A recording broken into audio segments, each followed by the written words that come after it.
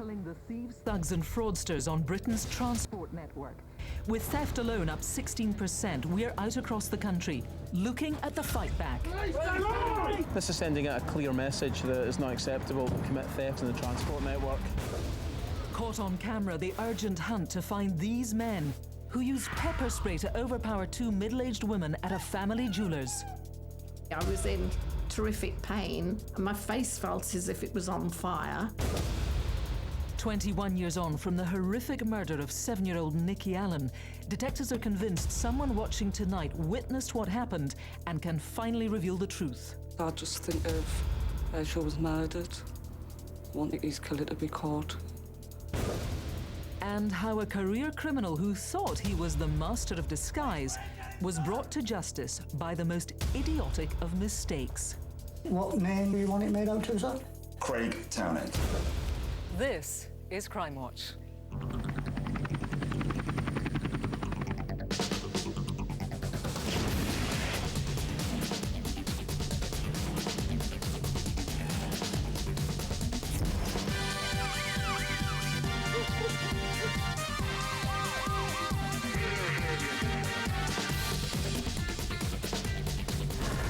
Hello and welcome to Crimewatch. We are live for the next hour with this month's latest crime news and appeals.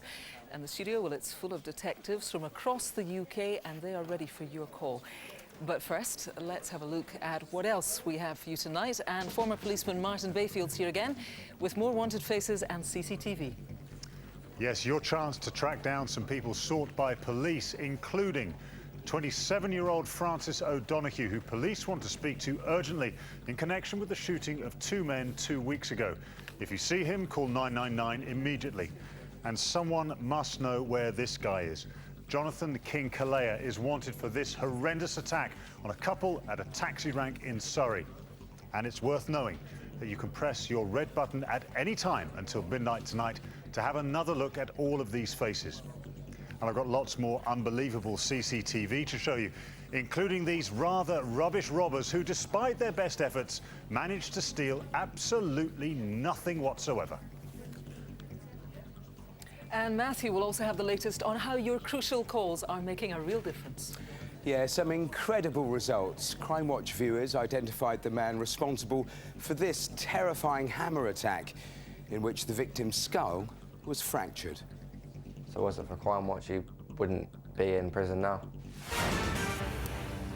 But we start tonight with a really urgent appeal to find the gang who, at the height of this summer, launched, well, it was a ferocious raid on a small family-run jewellers in the South Wales seaside resort of Porthcawl.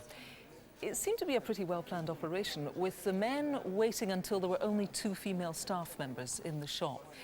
They were even cunning enough to take the CCTV camera footage away, but unfortunately for them, there was a backup and the whole attack was caught on camera.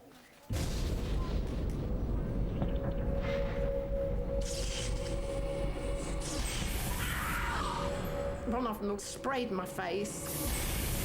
I was in terrific pain, and my face felt as if it was on fire. And I thought, I'm blinded, I'll never see again.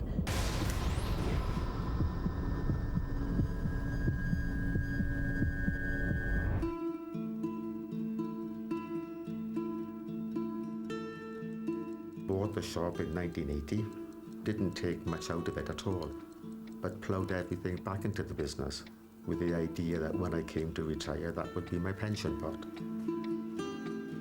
It's an old-fashioned shop based on almost Victorian lines, and we tend to be a shop for everyone. We do hundreds of small jobs, a lot we hardly charge for. I always arrive at the shop about 8:30. I unlock the safes and the girls arrive about 10 to 9, 5 to 9. Morning, Keith.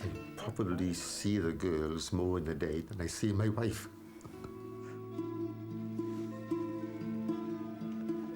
I've worked in the shop 30 years, been friends with Keith for about 40 years.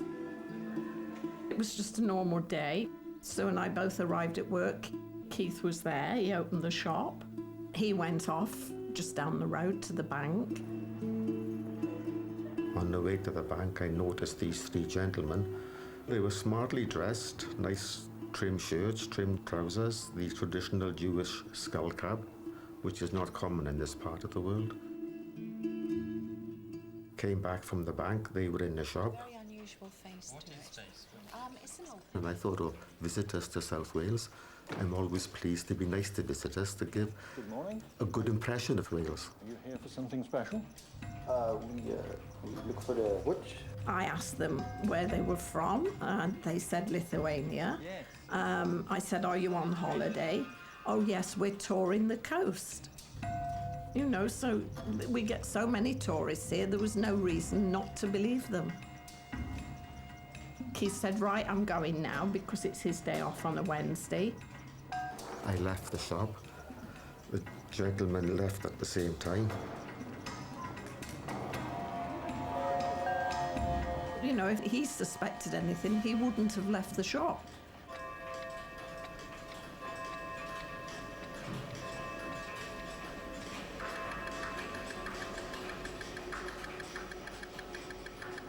Not long after, these men came back in again, and they'd been looking at a watch. And Sue said, well, have you come back for the watch?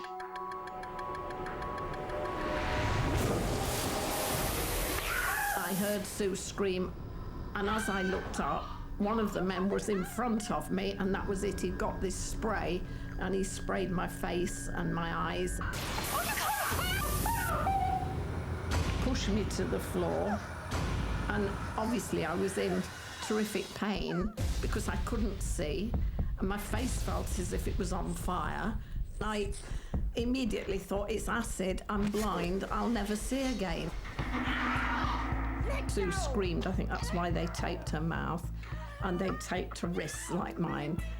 She was over there on her own, but I couldn't hear her, so I didn't know if she was okay or not.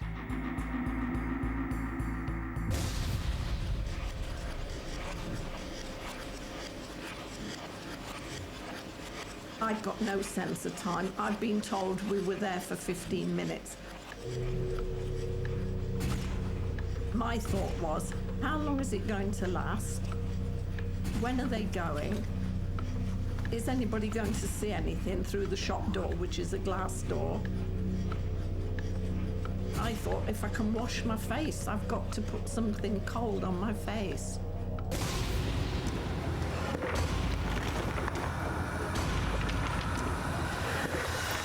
They targeted the very best stuff, the high quality and the most expensive items.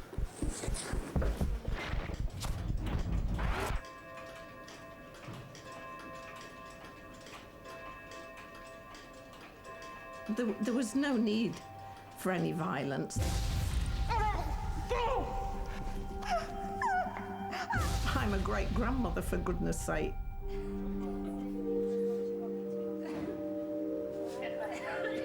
I had a frantic phone call from Mary to say that they'd been attacked.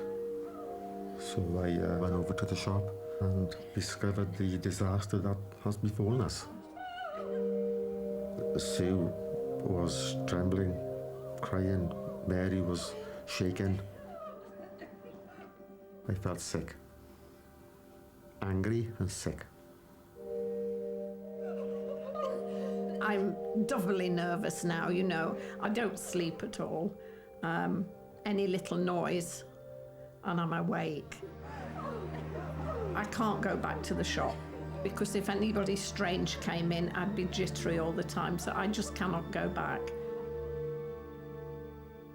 Two of my shop girls have left, so I'll be closing down. I'm too old to continue.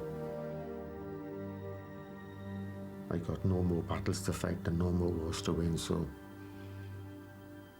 I'm going to finish. What a terrible shame. Well, Detective Inspector David Rees, who is investigating this attack, is here with his team tonight. Tell me what you know for certain about these attackers. Well, as well as the footage that's shown in the clock shop, we've got clear CCTV evidence in a second jeweller shop in Porthcawl from that morning. We believe the suspects are Eastern European, was probably from Lithuania. As they said, indeed, they mentioned that when they were asked. What about the vehicle they were travelling in, a car, a van, do you know?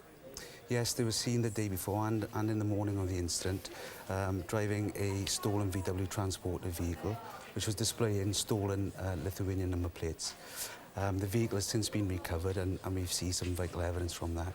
Okay. We believe that the suspects have links in the London area, and I'm appealing to the Eastern European community in the London area. If they know these individuals, to please contact us.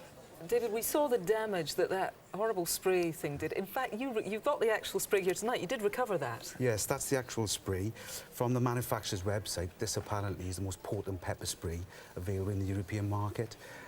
It is a Section 5 firearm, and it's illegal to possess in the UK. Yeah, it really is a terrible thing. Well, for now, David, thanks very much. Really unbelievable. It's totally unnecessary, the amount of violence that was used. The images, though, are particularly clear.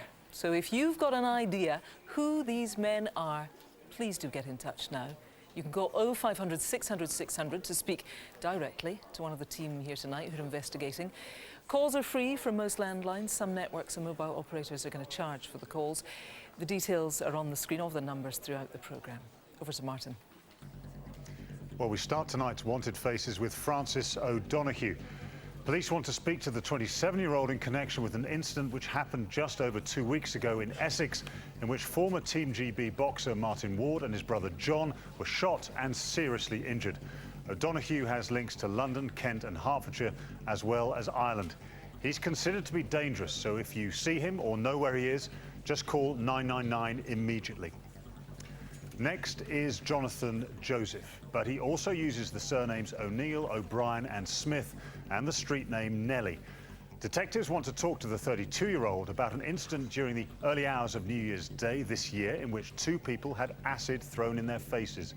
Joseph has links to Manchester. Number 3 tonight is Lee James Seddon. Police want to speak to him in relation to an armed robbery during which a security guard was threatened with a machete and around £70,000 was stolen. 36-year-old Seddon, who has a 1-inch scar through his left eyebrow, has links across Lancashire and to Manchester.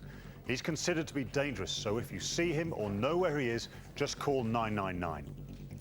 And finally, for now, is convicted sex offender Stephen William Thrower. He's wanted after failing to comply with the terms of his registration.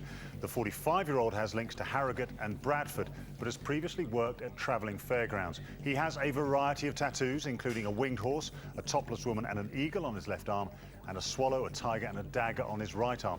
He also has an indentation scar in the centre of his scalp, which is thought to be a result of being hit on the head with a stiletto. Now, all of tonight's faces are on the website, and you can also see them again by pressing the red button on your controls. If you know where they are, call and text the numbers on the screen. Text will be charged at your standard message rate. OK, it's time now for a roundup of the latest crime news.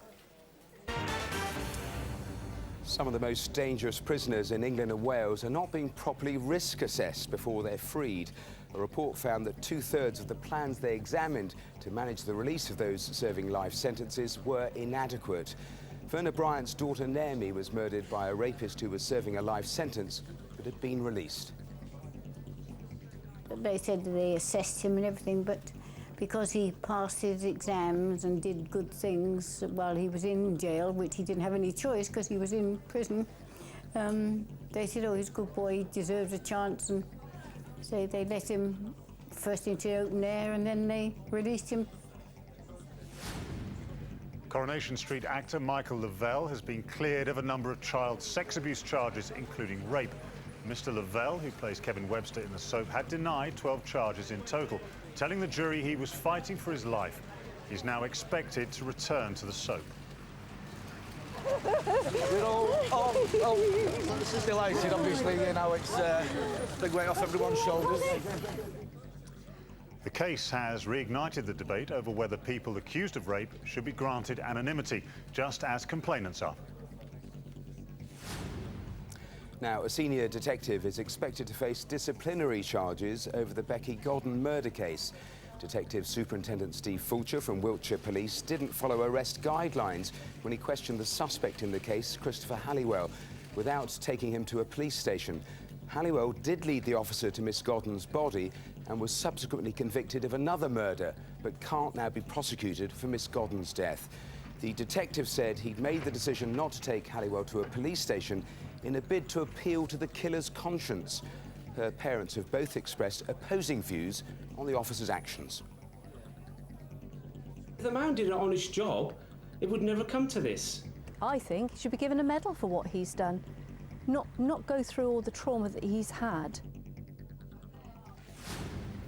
Well, last week, the head of one of the UK's largest police forces said that more than half of all crimes reported to his officers are not investigated. Sir Peter Fahey, Chief Constable of Greater Manchester Police, said his officers were only able to concentrate on about 40% of reported crime. However, he did stress all reports were assessed to see if a line of inquiry existed. Data released in July showed that crimes recorded by police in England and Wales fell by 7% in the year to March 2013. And for us to continue to reduce crime and keep the public safe, there has to be this balance between investigating crime after it's happened and getting on the backs of these active criminals that commit most crime. Right, some crimes caught on camera now, starting with a series of offences in shops in Plymouth, which all happened on the same day back in February. It's around 10:30 on a Saturday morning, and two men walk up to the Spa store in the city's Wolseley Road. The first man, wearing a grey fleece, walks in, followed by his mate in the black hat. After spending a couple of minutes in the shop, the man in grey picks up a paper and takes it to the till to pay. While he's chatting with the shop assistant, his mate makes his way to the back of the shop and into the kitchen area and has a good look around. Out of shot when confronted by a member of staff, he claims to be looking for the loo. The pair then leave, one out of the back door, one out of the front. Half an hour later, they're in the Co-op store in Peveril Park Road. This time, both of them head straight to the staff area. Inside, they have a good look around, trying drawers and rummaging through staff members' bags and purses. The cheeky monkeys even get stuck into a jar of sweets. They leave when a shop worker comes in, after again claiming to have been looking for the toilets. And the last stop for the day is the Spa store in North Hill at about 1:20, and it seems it's third time lucky. The one in the hat heads straight to the back office, where he's able to open the safe and steal a cash box containing $2.5 grand. While he's in the office, the one in grey keeps the shop assistant busy chatting. He clocks his mate is back in the shop, and they both leave a few seconds later. A busy morning, and they never did find a loo. Name them tonight. Inside the Ladybird nightclub in Cardiff during the early hours of a Saturday morning in May. A man in a checked shirt is standing in the lobby area. Look carefully, and you'll see him suddenly, and without reason, punch a fellow clubber. The blow knocks the victim to the floor, fracturing his skull. His attacker then walks off and leaves the club. It was a violent and unprovoked attack, which has caused the victim to lose his hearing. Who is this thug? It's the early hours of a Sunday morning, again in May, on board a train which has stopped at Seven Kings Station in London. A man wearing a padded jacket, tracksuit trousers and trainers gets on board. He spots a woman on her mobile. Suddenly, he grabs it and sprints off. He stole a valuable phone. It's time for you to use yours and tell us his name. Plenty more CCTV still to come, and you can see it all again on the Crimewatch website. Call and text the numbers on your screens. Now, next month will mark the 21st anniversary of 7-year-old Nikki Allan's murder. She'd been a happy child, growing up in the Weirgarth flats in Sunderland, but on the night of the 7th of October 1992, she went missing. Despite a frantic search, she wasn't found until the following day. Her body was discovered in a disused building near to where she used to play. She had been stabbed 37 times.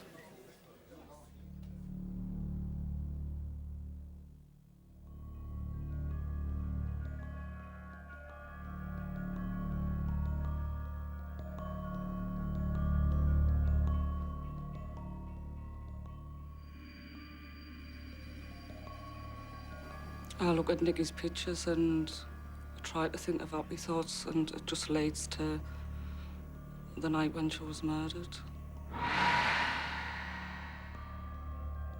I can imagine probably her last words were shouting, "Mum."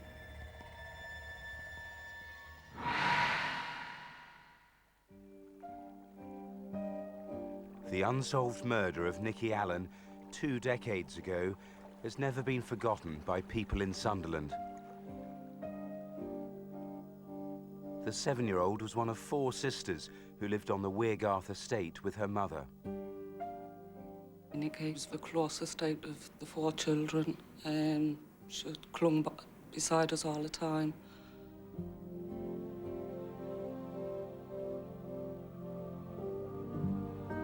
She loved the carnivals, trips with the nursery and school, or playing with her cousins outside.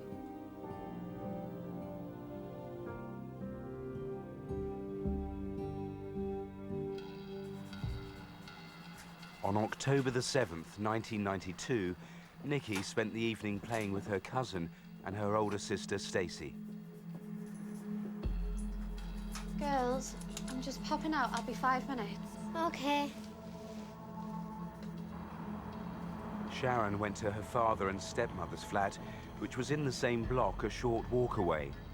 My head really hurts. I feel so... It wasn't long before she was followed by Nikki and her cousin. Mum, can we go to the park tomorrow? Sharon told Nikki to go home, promising her she'd be back soon. And she just walked out the door.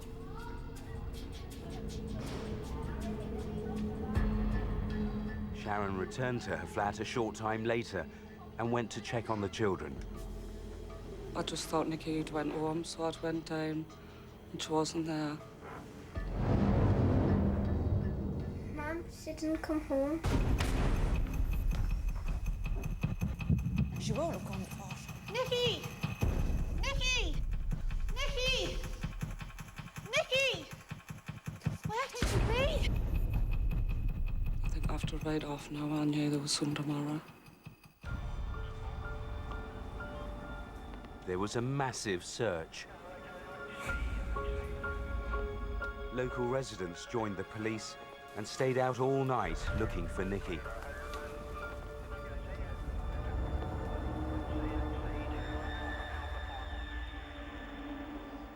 Okay, if I just have a seat. Right. The next day, Sharon received the news she'd been dreading. I was crying in a room until they found a body. I think it's Nikki. Can I stop here, please?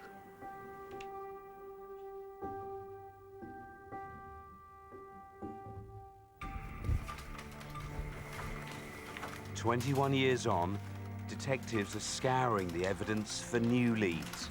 Well, this investigation's always remained open. We've got teams of detectives working on the inquiry. We're utilising developments in forensic techniques, working with scientists, looking for opportunities. We're reviewing the witness evidence. But most importantly, I remain convinced that the answer lies with the community of Sunderland. We need people to think back to that night. Do they know something that could help us catch Nikki's killer? Nikki had been told by her mother, Sharon, to go home. But she was seen by several witnesses outside the nearby Boar's Head pub, which was directly opposite the estate.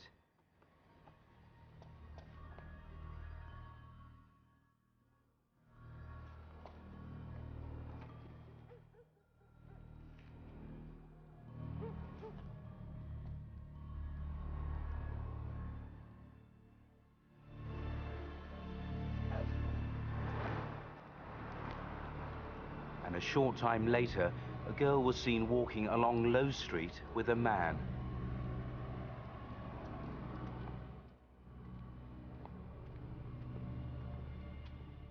Low-grade CCTV from a nearby building shows a figure walking along with what appears to be a child. Police believe this is the last sighting of Nikki.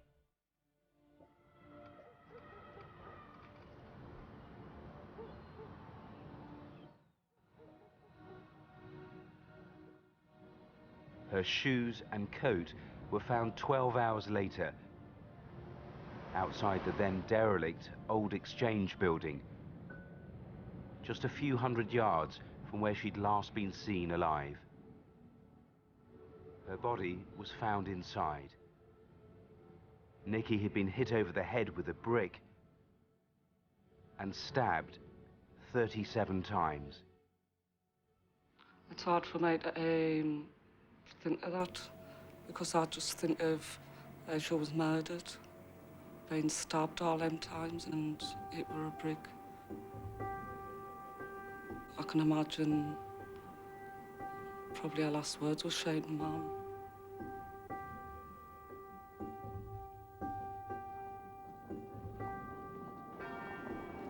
There's no doubt at all that the murder of a 7-year-old child would have a massive impact on any community, but it had a significant impact on this community in Sunderland, which was particularly close-knit. And it'd be fair to say that that impact has never really left. People still talk about it in the pubs and clubs around Sunderland. It's still something which is talked about in day-to-day talk. It's really important that we find the solution to this so that the whole community, as well as Sharon and her family, can find some peace and some closure.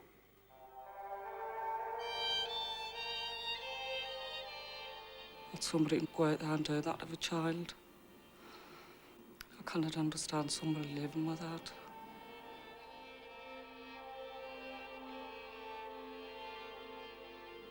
I want Nicky's killer to be caught, and anybody that's involved to be caught. Because I'll keep fighting on, because I'll not leave it to my other 3 daughters. I want them to live the torment like I am. Well, it's beyond horror, isn't it? I'm joined now by Detective Superintendent Roger Ford, who's leading this case. Absolutely appalling. In the film that we've just shown, we chose to leave out some of the actual crime scene footage for obvious reasons. Can you just take us through the worst parts of this crime and what actually happened here? Kirsty, this is a truly horrific murder.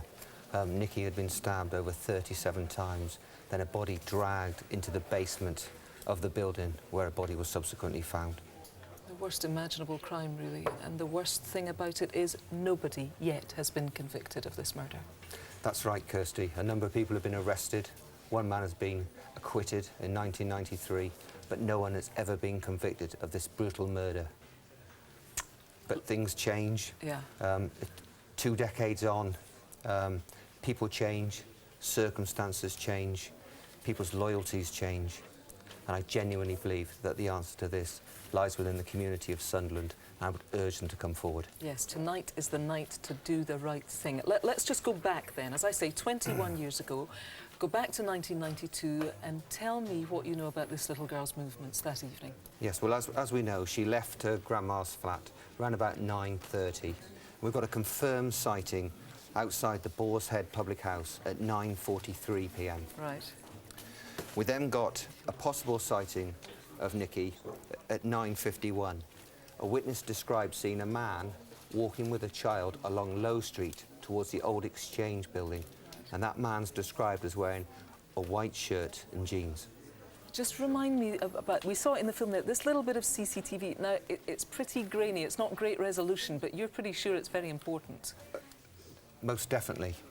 What we have is the CCTV at 9:57 on the Rose Line building, which faces east along Low Street, shows the grainy figure followed by what looks like a small child. And we believe that's the last confirmed sighting of Nikki. The people you are keen to speak to tonight, the people who we really want to phone in, are people who were around that area in 1992, who used those buildings, who knew that area in 1992. Just tell them why you need to speak to them. Yeah. We really need to speak to people who used that building back in 1992. At the time, it was known as the Old Exchange building and had been derelict for a number of years. We need to speak to those people. When they went there, who else did they see? Kirsty, this is particularly important because I believe whoever killed Nikki had been inside that building beforehand and knew its layout.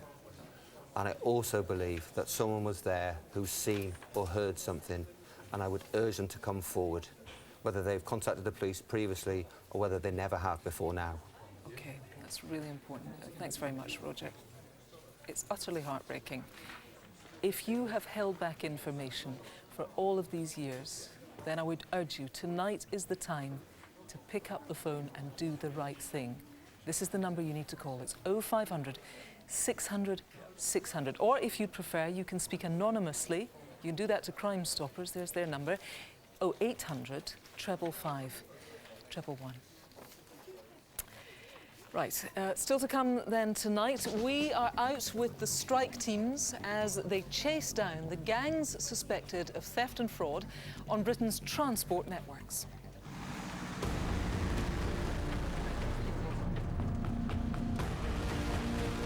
This is sending out a clear message.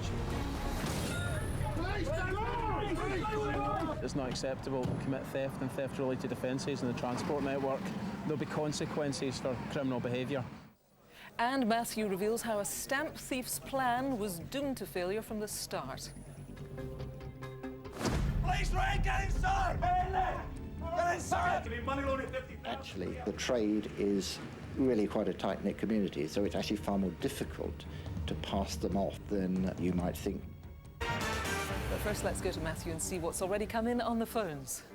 Well, lots of calls already, and you can see the new information we're getting running at the bottom of the screen. Well, David Rees is investigating that violent jewellery raid in South Wales. He's back with me. And, David, it's not long since we ran the film, but I know you're getting some really interesting calls. Yeah, we've had 1 or 2 calls basically identifying 3 Eastern European males outside a railway station in the London area, the East London area, selling jewellery, matching the descriptions of the suspects from the offence.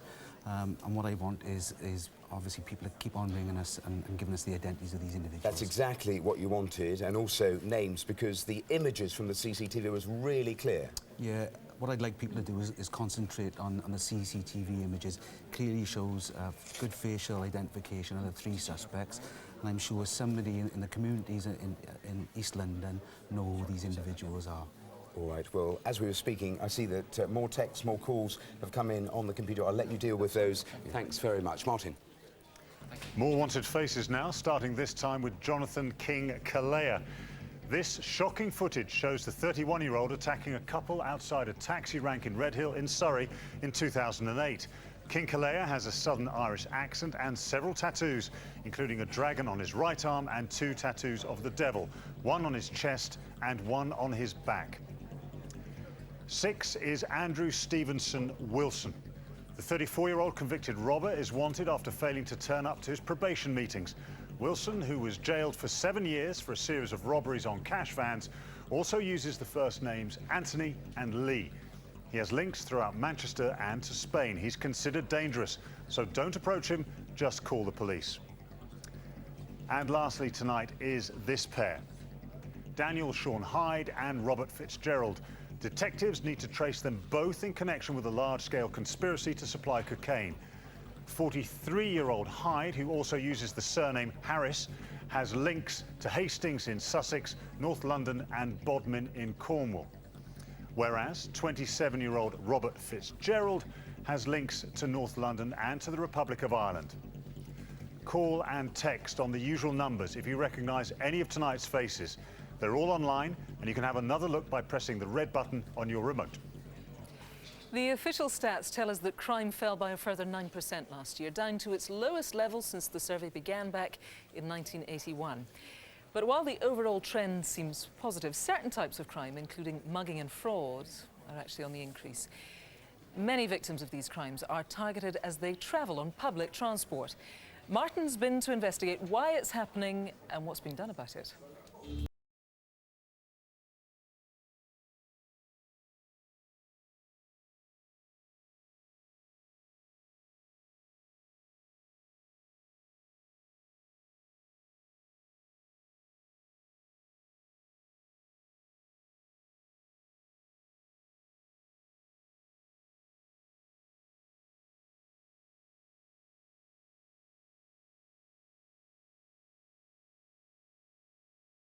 Network are familiar spaces, places we might expect to feel safe. But that's not always the case.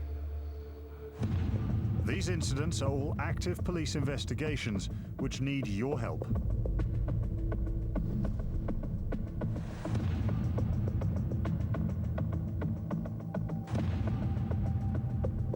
Luckily, this woman was unhurt, but badly shaken. But for some, the consequences are far more serious. It was a nice day. I was talking to people like I normally do whilst on the gates. A man got off the train on the rear carriage. He actually came to me up towards the gate line. He said to me, "I know my rights, you can't effing touch me." Then he just pushed me. I tried to get up. Within 10 seconds, I fell back on the floor and I tried to lift myself up, and it was only a customer where I fell down that he grabbed me back and he said, "You can't do it." He said, there's no way you can get up. He said, "There's going to have to be an ambulance called."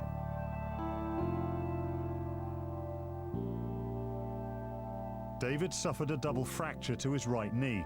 He underwent surgery and spent more than a week in hospital. Since I've been in left hospital, I've had flashbacks. It was just the thought of just looking at the man, staring at you in the face, and you can see him actually coming towards you and pushing you over. It was just horrendous. I've worked on the railway for 29 years. I've had 6 to 7 days off sick in that time. I've now had to take a month off, which is totally unnecessary, and I feel very frustrated. Very frustrated. David's life has been turned upside down by a man whose only concern was saving a few pounds by trying to jump the barriers. But it seems that it's not uncommon for fare dodgers to be responsible for more serious offences. British Transport Police cover a huge network, and in Birmingham they've joined up with West Midlands Police to target the criminals. Thank you very much for your time. Bye-bye. The bus inspectors are getting on the bus, they're checking people's cards, people's passes to see if they're valid. If they're not valid, they are fined.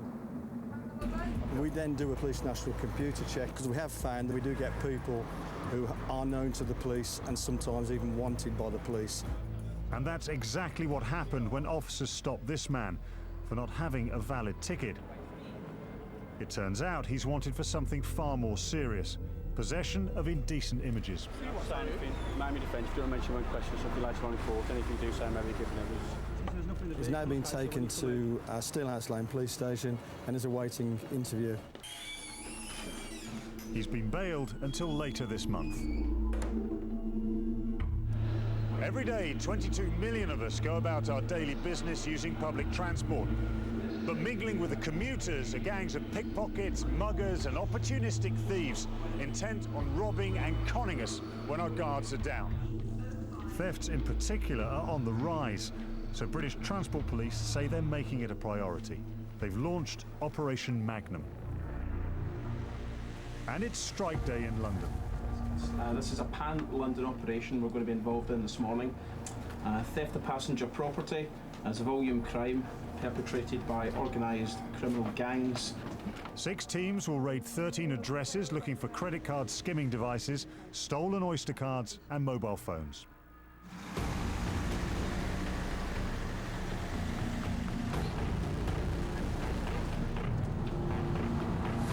It's 4 o'clock in the morning and British Transport Police are heading to an address which they believe is being used by pickpockets and fraudsters. This gang is very professional, highly organised, and these officers are determined to shut them down.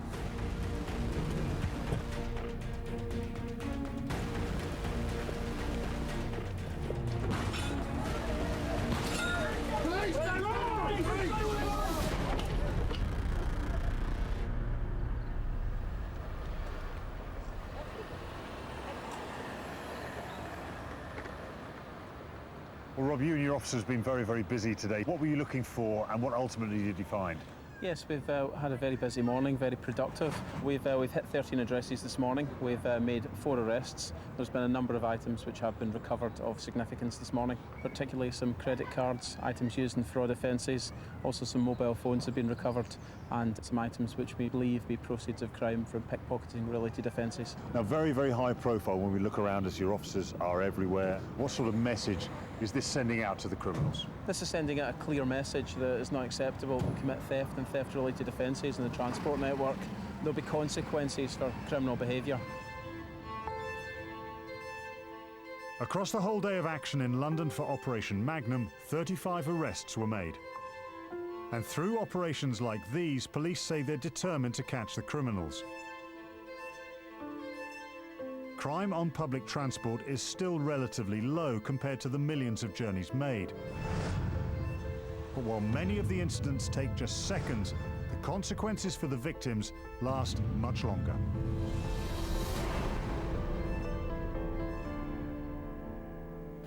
That's for sure. Well, joining me now are Chief Superintendent Paul Brogden from British Transport Police and Laura Bates, who, I'm afraid to say, was herself groped on a bus, and she campaigns against sexual harassment now. Paul, first, just to clarify, British Transport Police, what's your remit?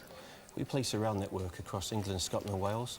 We don't usually police the motorways, the roads or the bus networks. This is done by the local police forces. Right. We're going to take a look at that CCTV just to give people a chance to see it again. While we're looking at it, why do you think it is that the transport system seems to sort of have a magnetic attraction to criminals? Well, the transport network is extremely busy. It can often be confusing or distracting for members of the public. Yeah. Criminals know this and take advantage of it. In particular, we have organised criminal gangs targeting offences such as pickpocketing. That's why the British Transport Police has launched Operation Magnum to crack down on these offences. And in particular, we want to allow the public to understand the tactics that these thieves use so that they can also protect their belongings and assist us by reporting suspicious activity. Sure. I want people at home just to take a look at another piece of CCTV that we have. This is on the 52A bus in Exeter. It was Devon and Cornwall Police that gave us this. Now, this man gets on. You'll see he's pretty distinctively dressed. Got a very good view of his face there. He then sits down. This happened on April the 8th. And he begins on that bus to masturbate. I should tell you he's doing this in front of 2 teenage girls. As I say, we do get a very good view of his face. If you'd like to look at it again on our website, you're very welcome to do that. Laura, I mentioned that I mean, that's really shocking to me. I'm afraid maybe not quite so shocking to you because something very similar to that happened to you. Yes, one experience just like that where a man masturbated next to me on the bus, and another where a man sat down next to me and started stroking and groping my legs. And I was actually on the phone, so I said out loud what was happening, that he was groping me. And all around me on that bus, everybody looked away, nobody stepped in. It sent me a real message: this is normal, get on with it, just deal with it.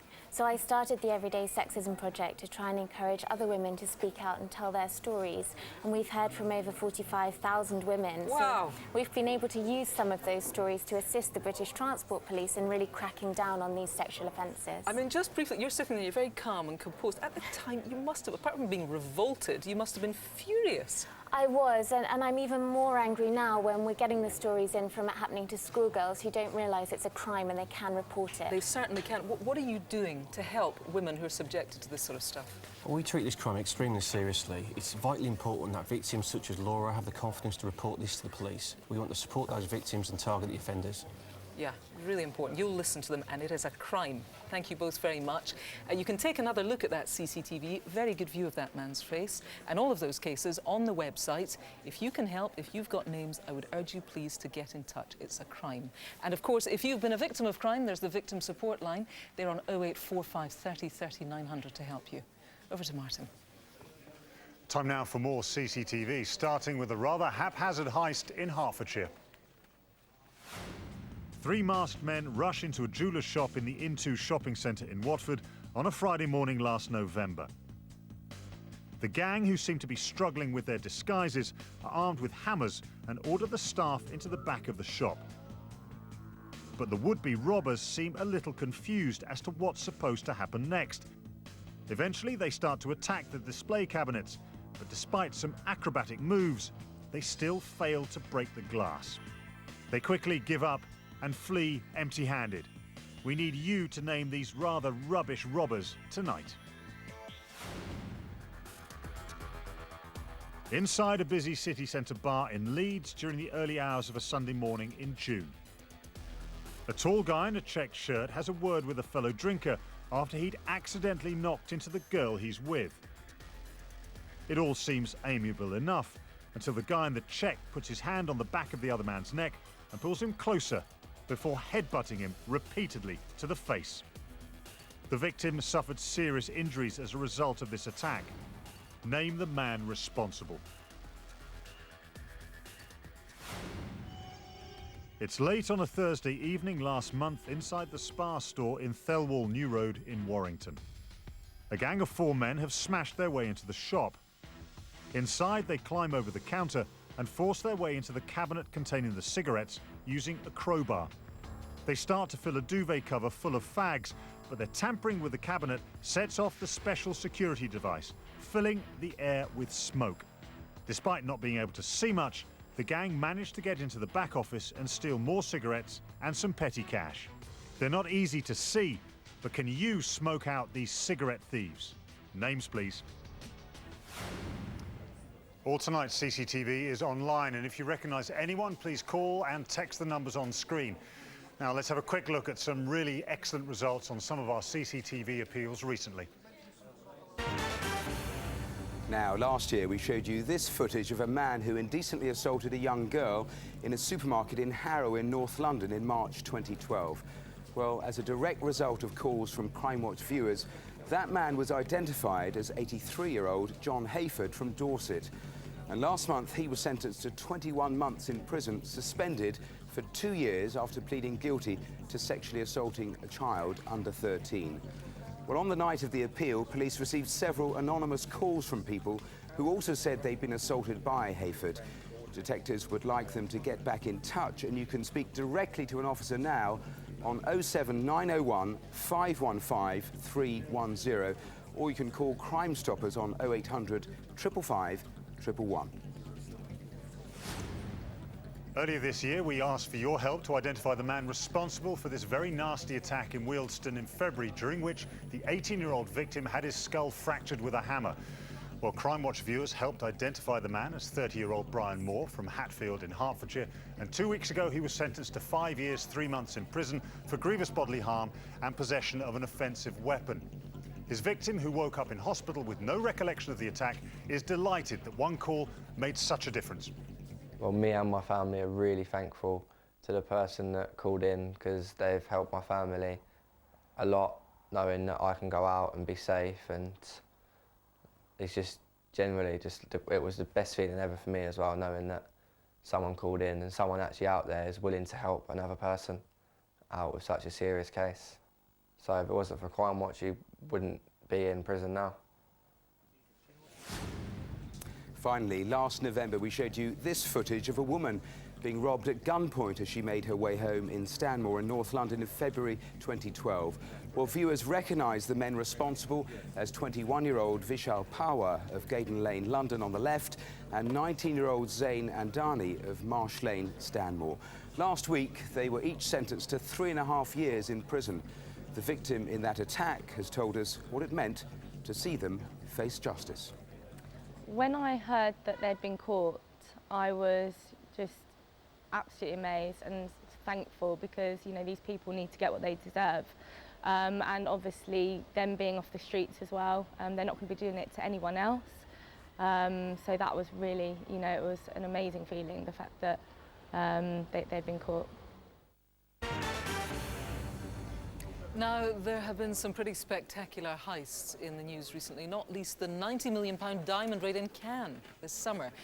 But thieves don't always think quite so big, and they're certainly not always so successful.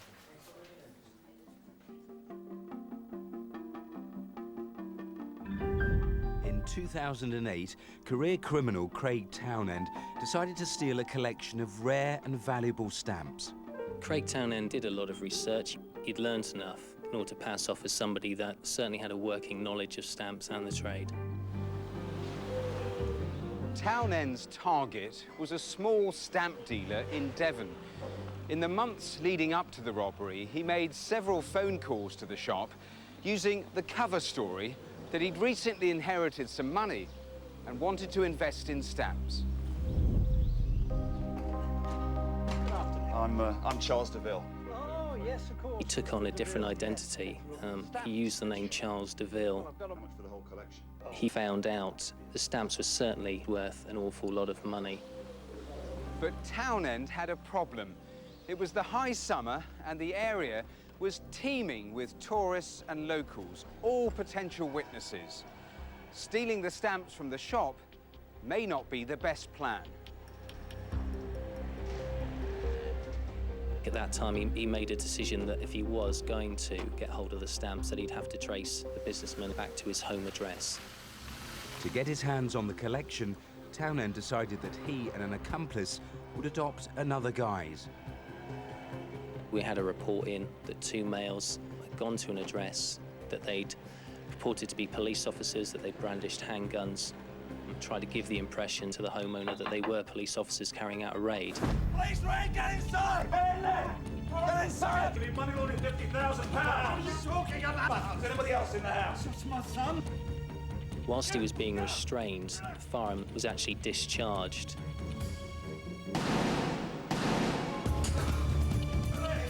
Right on the floor, down there, right down there. Right, where are the stamps? They're in my briefcase over there. Despite having previously visited the dealer's shop and turning up pretending to be policemen, bizarrely, it was only now that Townend and his accomplice decided to cover their faces as they made off with their collection worth £400,000. Townend thought he'd got away with it, but he still had to sell the stamps on. Stamps can have very high value, so they are quite an obvious target, but actually the trade is really quite a tight-knit community, so it's actually far more difficult to pass them off than you might think.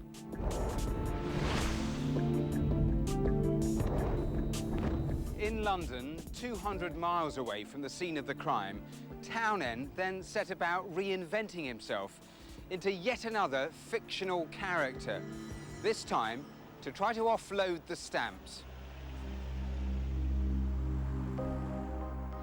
I'm from Stamps of Mayfair, just on Regent Street. He named himself the Laird of Glencairn and had gone to some effort in order to convince people he was a high-level, legitimate businessman.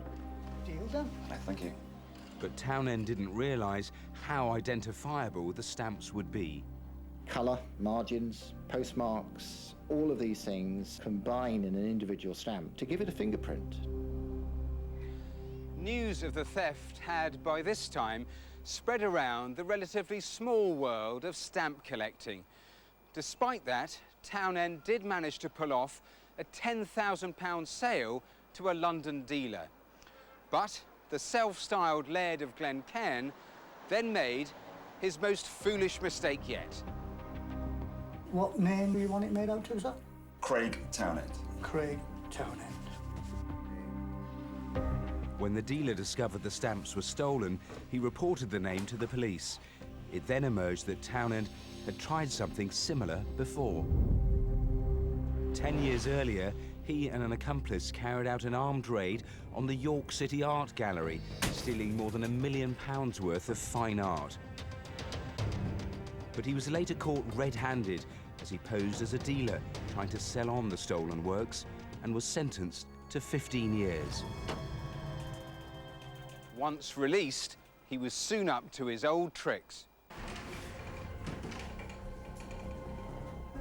A decade later, and having secured his first successful stamp sale, detectives were convinced Townend would return to the same North London dealer.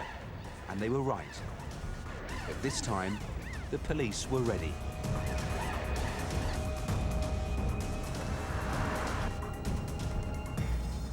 Craig Townend, you're under arrest on suspicion of armed robbery. I believe Craig Townend is a fantasist. The use of masks, pretending to be a police officer, setting himself up as a completely different identity in order to sell these stamps on. But despite constantly reinventing himself, the true identity of the stamps was never in doubt, and his plan was doomed from the start. Townend was convicted of robbery and sentenced to life in prison. Life in prison, for the Laird of Glencairn, with a minimum of 10 years, yeah? Yes, life, because there were so many aggravating factors. It was a terrifying attack. Hooded, guns pressed to your head, shots being fired. Even after the robbery, Townend sent the stamp dealer a bereavement card as a way of warning him off helping the police. The judge described that as pure threat. And all of that, of course, from someone just released from prison for another vicious armed robbery. So that's why he got life. And Matthew, in court itself, his defence really backfired on him.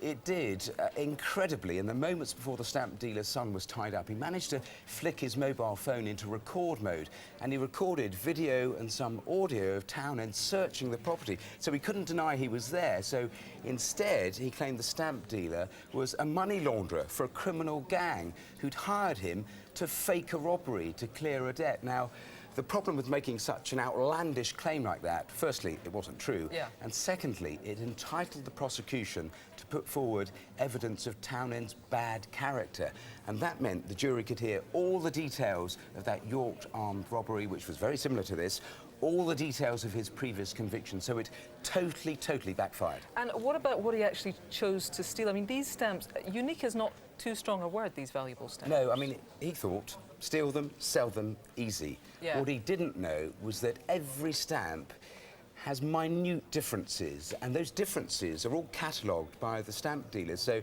for example, if you tear two stamps apart along the perforations, some of the perforations will tear long, some of the perforations will tear short. Under a microscope, you can never do it the same way twice. So the stamps, in a sense, have fingerprints.